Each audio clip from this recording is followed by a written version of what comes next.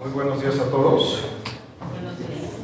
Distinguidos socios, directivos y personalidades que nos acompañan, honorable Consejo Directivo 2023-2025 de la Sociedad Médica del Hospital General Dr. Manuel G. González, Asociación Civil.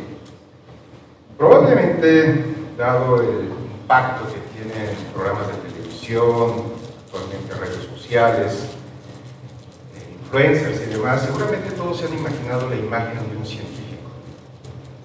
Y para todos la imagen de un científico puede estar en su laboratorio, en un hospital, donde las horas se diluyen hasta la madrugada, hay zumbidos constantes de máquinas, equipos avanzados, mientras soluciones de colores vibrantes burbujean en frascos de vidrio, las pantallas brillan con datos complejos, entrelazados como un rompecabezas por descifrar.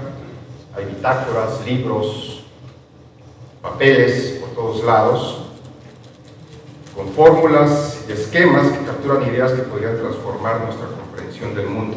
Es la imagen arquetípica de la brillantez y la entrega absoluta. Pero surge una pregunta inevitable. ¿Cuánto de ese tiempo realmente se traduce en descubrimientos disruptivos? Actualmente premiamos, como tradicionalmente se dice, las horas nalga, pero ¿cuánto de ese tiempo realmente es efectivo?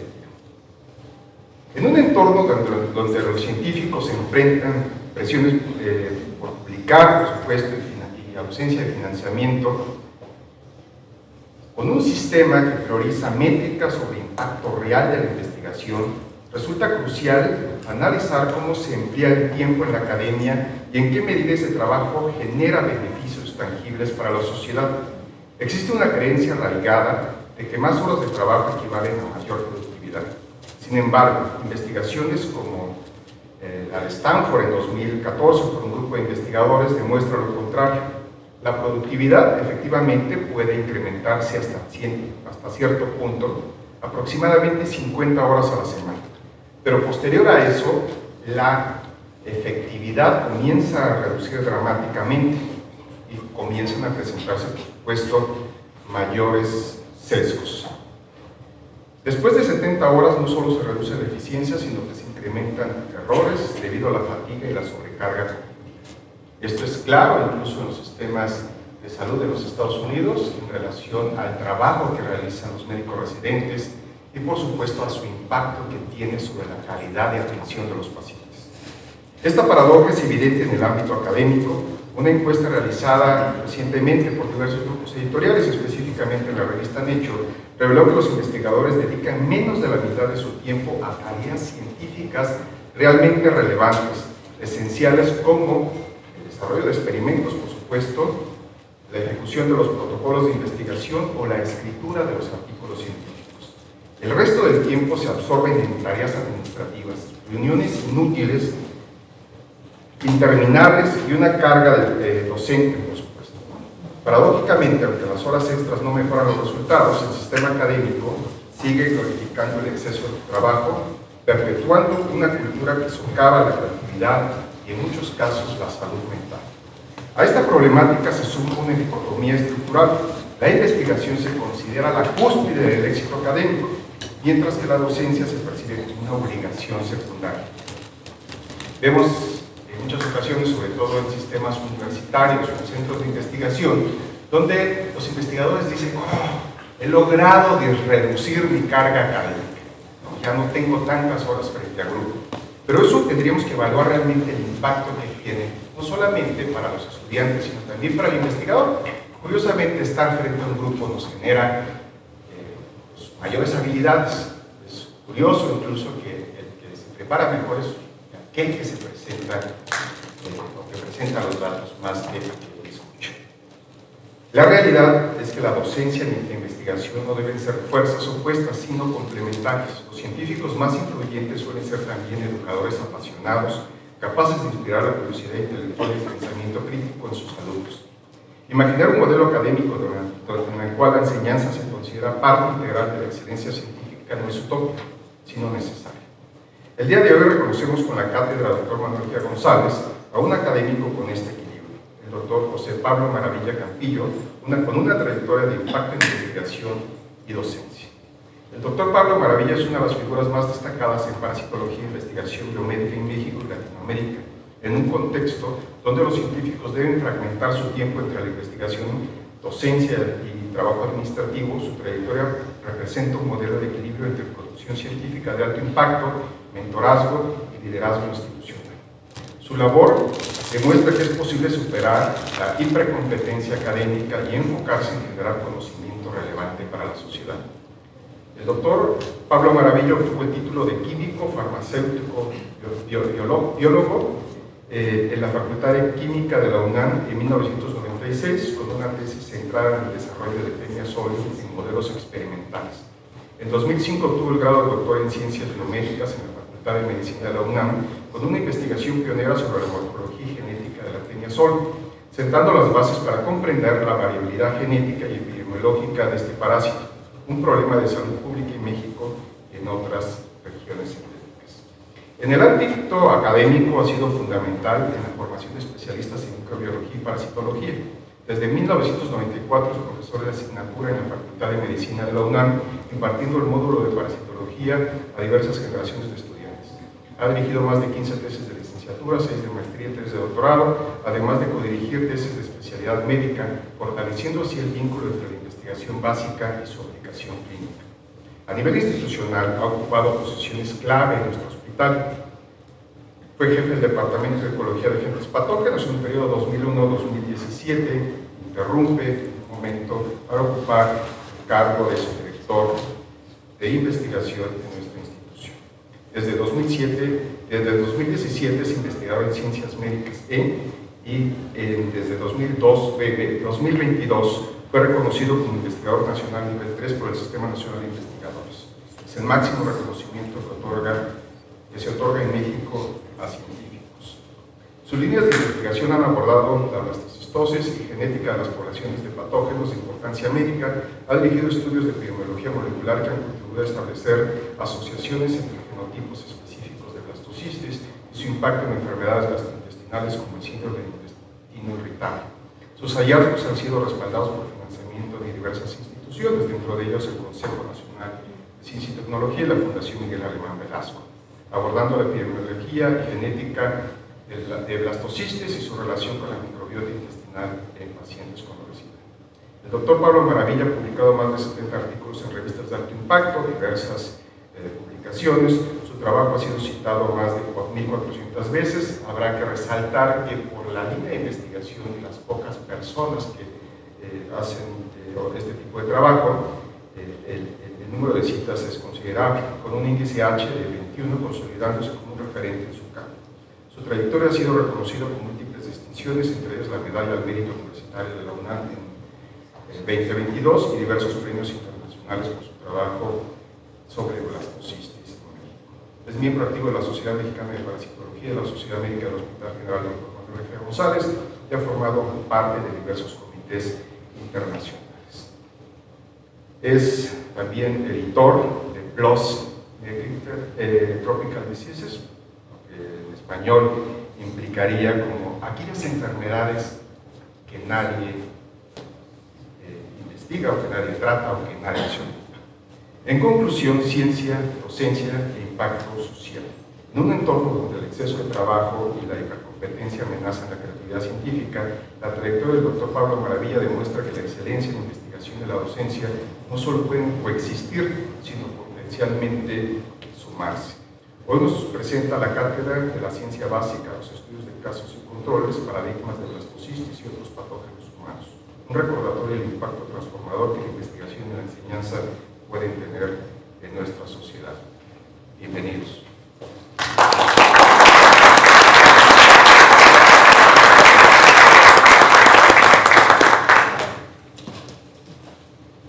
Gracias, doctora Elis, por su introducción. Pues bueno, quiero empezar agradeciendo a la Sociedad Médica del Hospital G. González, en particular a su comité directivo 2023-2025. Debido a que este es un reconocimiento que agradezco mucho, y que me explicaban que era con base en la trayectoria profesional. Porque voy a empezar con fotos viejitas, porque ayudan, una imagen dice más que 1000 palabras y ayuda a enmarcar y justamente precisar un tiempo, un espacio. Además de que siempre es jocoso ver a las personas cuando eran jóvenes. En 2001, cuando la doctora Ana Freezer me invita a incorporarme al Hospital GEA en el Departamento de Ecología de Agentes Patógenos, pues el laboratorio, el área de laboratorio era un espacio de 2 por 3 metros y éramos solamente 2 investigadores, el doctor Joel Martínez y un servidor, que evidentemente no podíamos estar ocupando el mismo espacio. Entonces se tenía que salir, yo entraba y viceversa. Ya en el 2006 se incrementa, nos logramos extender y justamente se incorporan investigadores, todos ellos con el doctorado, pero que tienen profesiones de base muy distintas. Tenemos de veterinaria, de biología, de química, de medicina, y todo esto ha dado justamente un acercamiento, hace que los proyectos tengan un acercamiento multidisciplinario, que ha sido fabuloso porque se enriquece justamente y se profundiza con la generación de conocimiento. Estábamos todavía en el área de Chamizal y en la construcción de la Torre Nueva y nos tenemos que mudar a donde actualmente nos encontramos, que pues, nos hemos extendido un poco, ha aumentado el número de colaboradores y particularmente con la doctora Angélica Olivo, que es la jefa del Departamento de Biología Molecular e Histocompatibilidad, con quien hemos podido desarrollar proyectos en conjunto. Y también quiero agradecer particularmente a la doctora Mirza Romero, que es una viróloga, química, una mujer muy abusada y que además es mi esposa, pero es muy interesante. Ya se imaginarán las discusiones, no solamente quedan en el trabajo, sino también en donde las llevamos a casa y se ponen, no, como pago por evento. Es genial, porque efectivamente se puede discutir el abordaje que hemos tenido, el abordaje para la resolución de problemas, es de repente aparece, lo discutimos y no, pues estás mal. Y eso ocurre el fin de semana y el lunes llego con los estudiantes, tuve una genial idea. Se me ocurrió el fin de semana. Cuando estaba estudiando el doctorado, el comité tutor me pidió que tomara una materia que se llamaba genética de poblaciones. Como químico yo no tenía ni la menor idea de qué era la genética de poblaciones y me gusta esta definición. Es la rama de la genética enfocada a la descripción de la variación y distribución biológica con el objeto de dar explicación a fenómenos evolutivos. En mi primera clase de esta materia, mis maestros me presentaron esta máxima del maestro Dobzhansky, que dice que nada en biología hace sentido excepto si no es visto bajo la luz de la evolución. La verdad es que esta frase me marcó en mi desarrollo profesional. Porque yo estaba familiarizado, si bien no era experto, pero estaba familiarizado con aspectos de epidemiología, siendo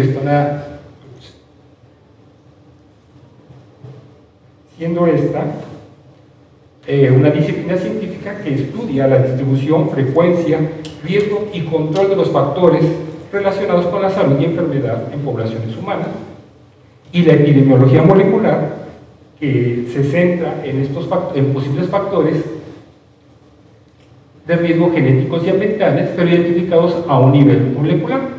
Entonces, cuando tomo esta materia de genética de poblaciones, me pregunto si tenemos el universo de la epidemiología molecular y por otro lado tenemos al de la genética de poblaciones, ¿qué ocurre en esta unión? ¿Se podrá? ¿Qué ocurre? ¿Se puede complementar? ¿Y acaso será la epidemiogenética de molecular o la epidemiología poblacional? No, nada de eso. Pero sí nos permite, ambas ofrecen herramientas con las cuales podemos nosotros tener un abordaje novedoso y generar conocimiento nuevo que nos ayude además a explicar algunos fenómenos. Ahora me voy a enfocar al parásito, en el cual he mantenido como línea de investigación en los últimos años, y es el caso de blastocisis.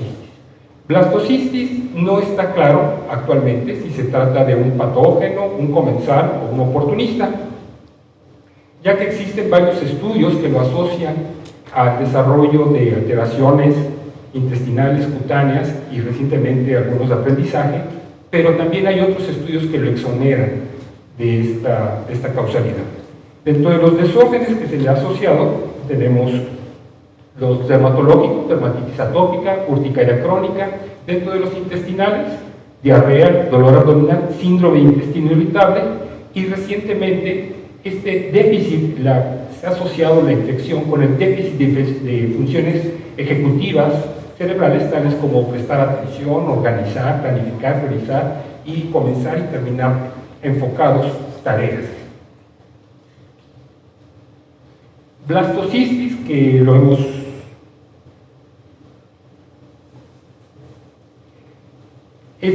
quiero hacer un pequeño paréntesis porque esta diapo me recuerda que un tío abuelo me regaló un día un libro de parasitología con el que él estudió. Era un libro como de 1940 y me gustaba tenerlo ahí porque estaban los ciclos de vida de muchos parásitos, y curiosamente hablaba de Giardia, en donde decía: todavía no se sabe el papel patógeno real de Giardia lactis. Actualmente, pues todos sabemos que sin duda el papel patógeno de Giardia y sobre todo su impacto que tiene en salud, sobre todo en los niños. Entonces creo que justamente estamos en este proceso que no se ha aclarado propiamente el papel patógeno de blastocisis, pero espero que en un futuro se logre establecer fehacientemente. Blastocisis, aunque se describió por primera vez a principios del siglo XX por el doctor Emily Bront, el mismo que describe la presencia de entamoeba dispar y entamoeba histolítica como dos entidades morfológicamente indistinguibles, pero una responsable de la miliasis intestinal y el otro como un comensal. Él observa blastocisis y le dice que es blastocisis hominis, y blastocisis presenta numerosos, que tienen por lo menos un alto polimorfismo, visto al microscopio y a nivel genético. A nivel del microscopio podemos identificar 4 estadios: uno de cuerpo central, uno de fase granular, por aquí un ameboide y los quistes. Todo esto está observado a 40 por. Y genéticamente también identificamos numerosos linajes ribosomales. Se habla de especies crípticas, pero todavía no está claro, y por eso se ha pedido que ya no se denomine este parásito como con la especie hominis, porque encontramos que puede parasitar aves y mamíferos y diversos animales. De hecho, todavía no se conoce el ciclo de vida de blastocisis. Es curioso. Todo el avance que tenemos y no se ha logrado corroborar su ciclo de vida. Y aquí tenemos 2 propuestas que se han divulgado, en donde establece, por ejemplo, que el quiste, como en la mayoría de los parásitos, sea la forma infectante. Cuando el ser humano consume los quistes, en el intestino, en el colon, se forma la fase vacuolar, y a partir de ella tenemos las fases intermediarias, como la ameboidea o la fase granular, y regresan a la fase de cuerpo central o vacuolar, y de ahí el quiste, el cual sale en la materia fecal, y puede ser una zoonosis. Pero recientemente se establece el papel de la microbiota, que este podría en un momento dado modular los estadios que desarrolla blastocisis. Y es que sí es claro que blastocisis genera una disbiosis, pero como todo en él genera confusión en este parásito, resulta que la disbiosis puede generar, o hay controversia en la cantidad de firmicutes o bacteroidetes que aumentan o decrecen. Entonces, si aumenta el número de bacteroidetes que pueden ayudar a la digestión, diríamos: pues es un microorganismo que ayuda a la microbiota intestinal y entonces es benéfico.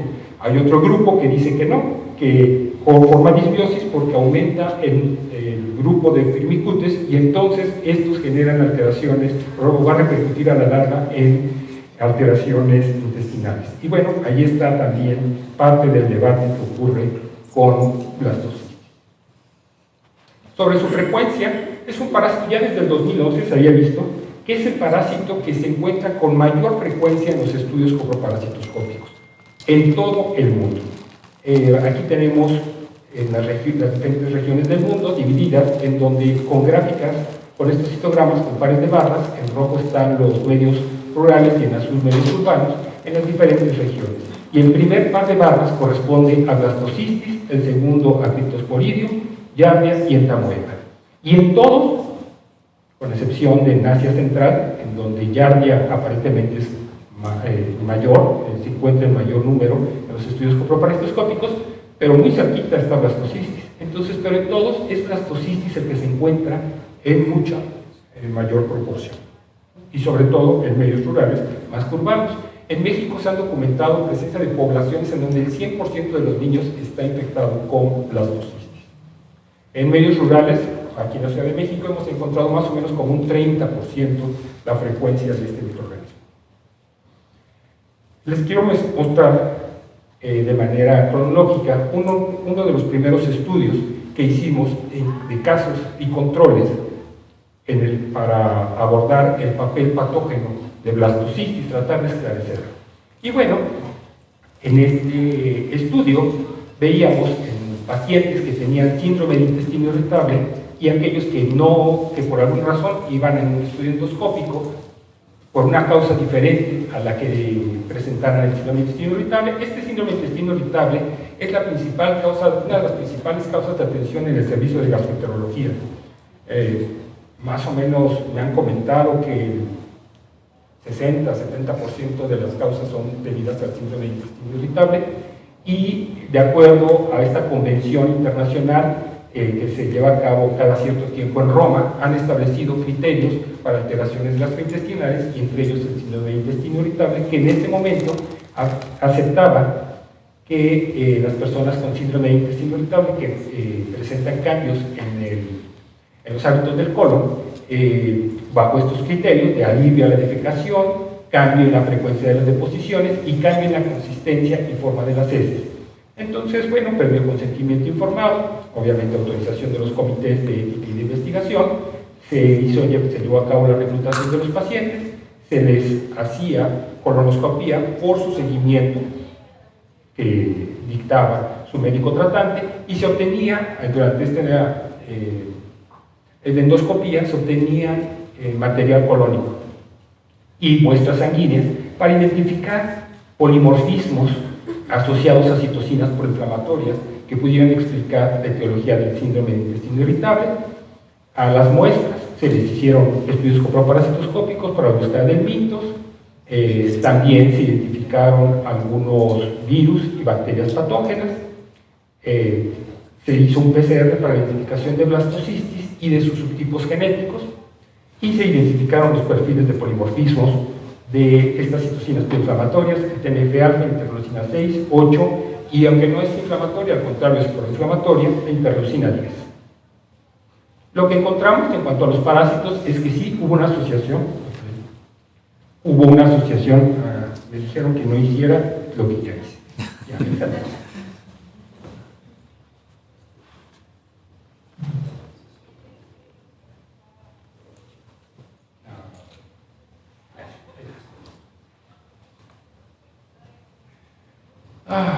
Entonces encontramos una asociación, en azul están los casos y en rojo los controles. Encontramos una asociación entre los pacientes que tenían síndrome de intestino irritable y la presencia de blastocystis. Había muchas otras bacterias, pero no se encontró una asociación, y por ahí encontramos unos casos de rotavirus y adenovirus. En el caso de los polimorfismos de las citocinas proinflamatorias, también se encontraron asociados algunos alelos y genotipos, en el caso de los pacientes que tenían síndrome y los que no lo tenían, pero nos llamó mucho la atención la asociación con la interleucina 8, con estos polimorfismos. Aquí, lamento, se corta, pero dice este fragmentito, aquí tenemos la P, el intervalo de confianza, y esta es la fracción etiológica. La fracción etiológica nos dice cuánto está contribuyendo el polimorfismo a la entidad clínica. Entonces, vemos cómo efectivamente hay unos polimorfismos en el IL8 que tienen más una fracción etiológica de 0.3. La presencia de personas con blastocystis versus blastocystis también, nuevamente, de interleucina 8 en estos polimorfismos, pero cuando los juntamos, es decir, personas que tienen síndrome de intestino irritable y blastocisis versus aquellos que tienen síndrome de intestino irritable pero no blastocisis, la fracción etiológica, la contribución es casi del 45%. Entonces, pues sí, nos menciona que efectivamente nuestro fondo genético, nuestra capacidad para montar una respuesta inmune va a modular mucho el desenlace o el desarrollo de las complicaciones de la enfermedad, Bueno, continuando con los estudios de casos y controles, decidimos cómo podemos entonces ver si blastocisis realmente está contribuyendo. Hay blastocisis que sean más virulentos o no. No hay un marcador, actualmente no existe un marcador de virulencia, pero lo que nosotros tratamos de identificar fue a través de tiempo, aplicando nueva tecnología. Nuevamente ahí aparece Mirza Romero con la inclusión de PCR en tiempo real. La mayoría de los estudios parasitológicos se ponen a contar a los huevos de los parásitos por microscopio. Bueno, pues aplicamos ahora las técnicas para ver moleculares, para identificar el número de copias que podemos nosotros encontrar en una determinada muestra. Y entonces, utilizando tanto microscopía como técnicas moleculares, vimos el tiempo de generación, la carga parasitaria que teníamos en una muestra y el tiempo de generación en cultivo de esa muestra en dos diferentes medios. Blastocisis es un parásito que crece muy fácilmente in vitro, nada más prácticamente en solución salina, con tantito suero, calientito y crece. El problema es que no es un crecimiento como el que estamos acostumbrados en las bacterias, en muchas células, porque no tiene una fase de crecimiento logarítmico y luego una meseta. En el caso de blastocisis son picos. Entonces, lo que sí observamos es que en diferentes medios, el grupo que tenía síndrome de intestino irritable presentaba un tiempo de generación mayor, es decir, su crecimiento es más lento. Y esto, de alguna manera, sí correlaciona con la parte clínica. Los gastroenterólogos refieren que el síndrome de intestino irritable es un padecimiento crónico con un proceso inflamatorio ligero. Sí hay un proceso inflamatorio, pero no es particularmente marcado. Entonces veíamos, tanto por microscopía como por las técnicas moleculares, y utilizando dos medios diferentes, que los parásitos recuperados de las personas con síndrome de intestino irritable presentaban un crecimiento más lento comparado con las personas que no referían síntomas. Y esto, por fin teníamos un marcador que nos hablaba, sí, entonces los parásitos que se asocian al desarrollo de síndrome de intestino irritable crecen más lentamente. Ya había por ahí algún indicio. Pero, posteriormente, nos preguntamos, bueno, sí, ¿y qué tiene que ver el crecimiento? ¿O por qué los parásitos que crecen más rápido, qué características deben de tener? Bueno, les voy a platicar un poquito sobre los ribosomas. Dentro del DNA nuclear, bueno, que es el núcleo, me corto un poquito, tenemos una región que codifica para el RNA. Este DNA va a madurarse y nos va a dar finalmente dos fracciones. Los ribosomas se constituyen de un fragmento pequeño de 40S y uno de 60S, siendo la fracción del 40S principalmente, aquí lo tenemos, el DNA ribosomal que va a codificar para el RNA, va a tener repeticiones, muchas de ellas, en el caso de los humanos 18 repeticiones, en el caso de blastocisis solamente 7, pero aquí encontramos un fragmento del DNA ribosomal, el fragmento del 18S, que constituye principalmente, junto con otras 50 proteínas, van a dar origen al fragmento pequeño al 40S de los ribosomas. Y este fragmento, muy importante, es el 18S, y en esta escalita, que es de colores, vemos la variabilidad en la región del DNA ribosomal. Quiere decir que en azul son regiones muy conservadas, por lo que el 18S ayuda mucho en los estudios filogenéticos y taxonómicos para determinar de qué tipo de microorganismo estamos hablando, género, a nivel de género, especie, familia, inclusive orden. Nosotros podemos recordar que el RNA, generalmente, además de que tiene en su base o su azúcar, es una ribosa, el DNA es una desoxirribosa, tratando de desempolvar nuestros conocimientos del DNA y del RNA.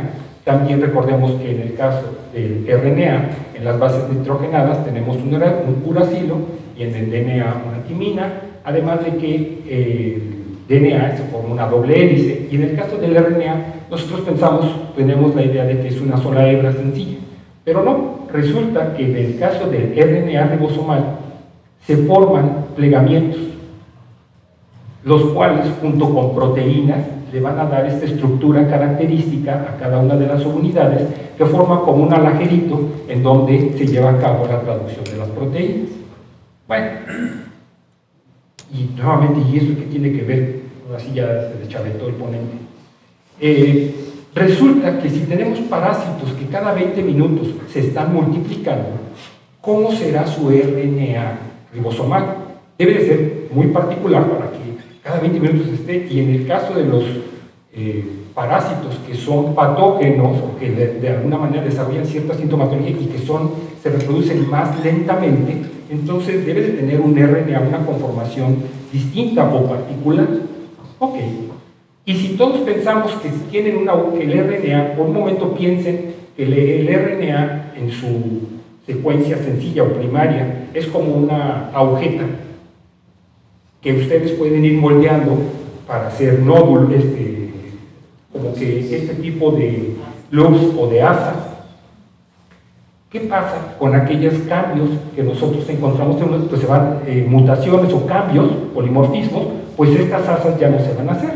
Pero entonces, aprovechando esas secuencias que teníamos o que tenemos de los casos y de los controles, identificamos, aquí tenemos a través de inferencias de bioinformática, con el doctor Fernando Martínez, que estamos elaborando. Esto está muy fresquecito, todavía no lo hemos publicado, es en lo que ahorita estamos consumiendo, estoy enfocando mis baterías, mi análisis. Es justamente, podemos identificar, esta es la secuencia consenso de todos los del RNA ribosomal que están publicados en el GenBank, y hemos observado que hay diferencias en algunas de los loops o de las asas. Y esto todavía no hemos sacado del análisis, pero aparentemente sí se está asociando en algunos. Esto es el subtipo 1, ya recuerdan que en el caso de blastocistis teníamos linajes ribosomales o subtipos. Los más frecuentes, los que tenemos en México, es el subtipo 1, 2 y 3, y efectivamente encontramos en el subtipo 1 que hay diferencias. Vean ustedes si esta asa se ve diferente, pero ¿qué tanto es tantito? Oh, caray. Me voy a dar un manazo. Aquí tenemos otro subtipo, el subtipo 2, en donde, bueno, es muy parecida esta asa, pero vean, sí hay diferencias. Entonces, por eso estamos ahorita enfocados, y estos cambios cómo pueden ayudar.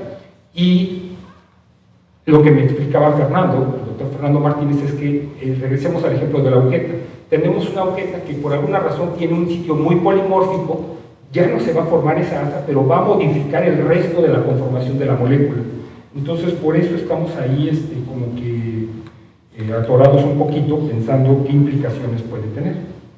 Pero regresando a la interacción hospedero-parásito, junto con el doctor Joel Martínez, veíamos que tenemos parásitos como Entamoeba histolítica, que es completamente, que se sabe que es patógena y que es invasiva. Llega, inclusive atraviesa el epitelio muscular y llega a la corriente sanguínea y nos genera el absceso hepático amibiano. Pero tenemos otros parásitos como Yardia o Cryptosporidium, en donde el ambiente del entorno es muy importante. Sabemos que en la mucosa intestinal hay un gran componente de mucinas, los cuales son glicoproteínas, que son ricas en fucosa. Entonces, el doctor Joel Martínez identificó la fucosidasa de blastocistis. ¿Y qué encontró? Pues que justamente, qué pena que no se vea, pero la fucosidasa de blastocistis se asociaba justamente con los subtipos genéticos, que claramente no tienen nada que ver. Una cosa es una enzima, el otro es el DNA ribosomal, de una estructura que codifica para un organelo celular. Pero curiosamente nos llamó mucho la atención que sí pudiera haber una asociación entre las fucosidasas y el subtipo genético.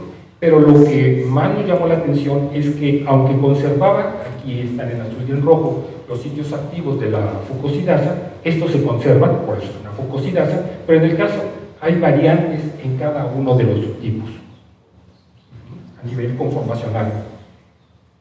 Cuando con la doctora Nelly González trabajamos catepsina, que es una proteasa que también ampliamente estudiada en el caso de las amibas, porque son invasivas. Blastocystis también tiene catepsina B, pero lo que nosotros identificamos es que nunca pudimos encontrar con estas secuencias un match entre el subtipo y la presencia tanto si era de casos o de controles o un clúster exclusivo para cada uno. Entonces podemos ver en este clúster filogenético que hay subtipo 3, subtipo 2, control, caso, era todo, nos hablaba de una historia evolutiva diferente en el caso de la catepsina, muy diferente al de la fucosidasa. También hemos investigado con el doctor Aroni Martínez. En México tenemos 4 regiones climáticas principales. Una zona en el norte, una zona árida, en el centro una zona templada, y en el sureste o en las playas, en los cercanos literales, zonas trópico subhúmeda y tropical húmeda. Como en muchos parásitos, las condiciones ambientales modulan la resistencia o la endemicidad de las estructuras. Entonces, identificamos o tratamos de ver si había algún haplotipo o alguna variante o los subtipos eran los mismos que encontrábamos en Mérida o que encontrábamos en Hermosillo o en Michoacán o en la Ciudad de México. Lo que básicamente encontramos fue que los mismos haplotipos los encontramos no importa, son los mismos en cualquier región del país, son los mismos subtipos, el subtipo 1, el subtipo 2, el subtipo 3, pero a lo mejor sí hay predominantemente algunos subtipos un poquito más frecuentes en ciertas regiones. Pero bueno, esto no se ve que contribuya fuertemente a la epidemiología de esta parasitosis. Y esto es lo que les quería mostrar sobre blastocystis. Ahora, respecto a otros parásitos, les voy a poner un caso,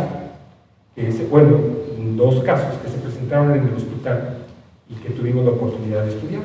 2 pacientes masculinos de 54 y 33 años de edad, no emparentados, acudieron al servicio de urgencia aquí del Hospital GEA el 15 de diciembre de 2012 y 4 de enero de 2013, o sea, muy pegaditos, respectivamente.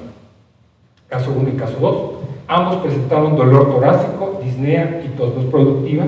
Aquí tenemos parte de sus laboratorios y podemos ver que el paciente no estaba bien descompensado. Las imágenes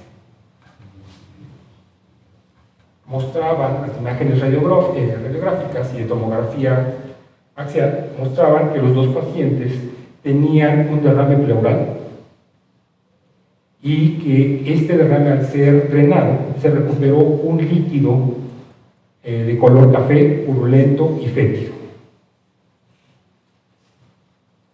El análisis microscópico mostró numerosos leucocitos, así como bacterias, cocos, y bacterias gram positivas y bacilos gram negativos, además de que los extendidos de líquido pleural mostraron flagelados con una forma ameboide atípica. Todo esto hacía pensar en una imagen de tricomonados, tricomonas. Bueno, con estas muestras de la pleura se llevaron a cabo cultivos bacteriológicos, se extrajo el DNA y se llevó a cabo un PCR para la identificación que nos pudiera emplear, justamente se acuerdan del DNA ribosomal en esta región del ITS, 58 y C2, para poder identificar a qué microorganismo correspondía. Los pacientes recibieron tratamiento con metronidazol, piperacilina y tazobactam. Desafortunadamente fallecieron. Sin embargo, les quiero mostrar, este es el gel, son los pesos moleculares, 100, 200, 300, 400, y esta bandita corresponde al paciente 1 del DNA del empiema, el amplificado, que obtuvimos, del paciente 2. Al paciente 2, la química Sara Arroyo tuvo a bien tomar una muestra de su boca, le cepilló prácticamente la boca, y esto fue lo que encontró, lo que se encontró. Y este es nuestro control. ¿Qué control teníamos? Tricomonas vaginales. Entonces, cuando vimos este gen, pues, wow, a ver, este es nuestro control de tricomonas y tenemos otro bicho que no es, por el tamaño del amplicón, no corresponde ni siquiera al género tricomona, es algo nuevo. Obtuvimos, purificamos estas bandas, se mandaron a secuenciar y luego además teníamos este doble. Entonces, una de las cosas que literalmente lo mencionaba el doctor Arias, que al principio de su introducción, que uno se hace imágenes sobre los investigadores, y de verdad me jalaba los cabellos cuando yo veía esta imagen. Que en la boca hay dos bandas donde está aparentemente el bicho que generó el empiema y otro. Pues, si recordamos también nuestras clases de parasitología, tenemos Tricomona vaginalis, que es específica de la vagina y generalmente de los genitales masculinos y femeninos. Los podemos encontrar, pueden estar parasitando estas áreas. En el caso de la boca, existía Tricomona tenax, pero actualmente ya no se reconoce como tricomonas, sino como pentatricomonas tenax. Y también teníamos Tricomona hominis, que es propia del intestino grueso. Pero no hay más. Entonces, aquí estábamos enfrente de un microorganismo que nos llamaba mucho la atención, que era del orden de los tricomonarinos, además porque lográbamos amplificar. Cuando se hizo la secuenciación de este microorganismo, aquí arribita está nuestro control de tricomonas, apareció la secuencia, nos reveló que era justamente Tricomona tenax, o en el caso era pentatricomonas tenax, que es habitual de la boca, y las muestras que tenían los pacientes se agruparon en un nuevo clúster. Aquí está, donde eran definitivamente grupos no definidos, que ya habían sido documentados muy cercanos a un paciente que desarrolló nuevamente empiema, pero en Francia. Entonces, nosotros lo publicamos esto como una nueva especie y sugerimos la especie de tetratricomonas empiemágena. Bueno, finalmente agradezco nuevamente a la sociedad, agradezco su asistencia y desde luego esto no hubiera sido posible, todos esos trabajos, hay mucha gente atrás, estudiantes, colaboradores, amigos, tengo el agrado de que muchos de mis colaboradores son mis amigos, y pues muchas gracias a todos ellos, y desde luego al hospital. Gracias.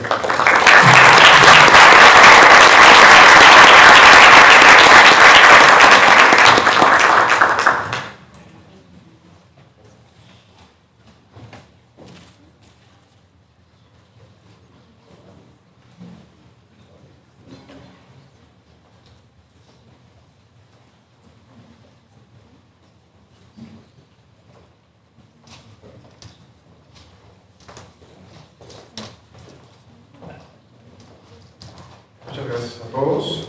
Por acuerdo del Consejo Directivo 2023-2025 se otorga la cátedra al Dr. Manuel G. González, al Dr. José Pablo Maravilla Campillo, por soporte a la investigación en blastocitis y otros patógenos humanos en México. Marzo de 2025.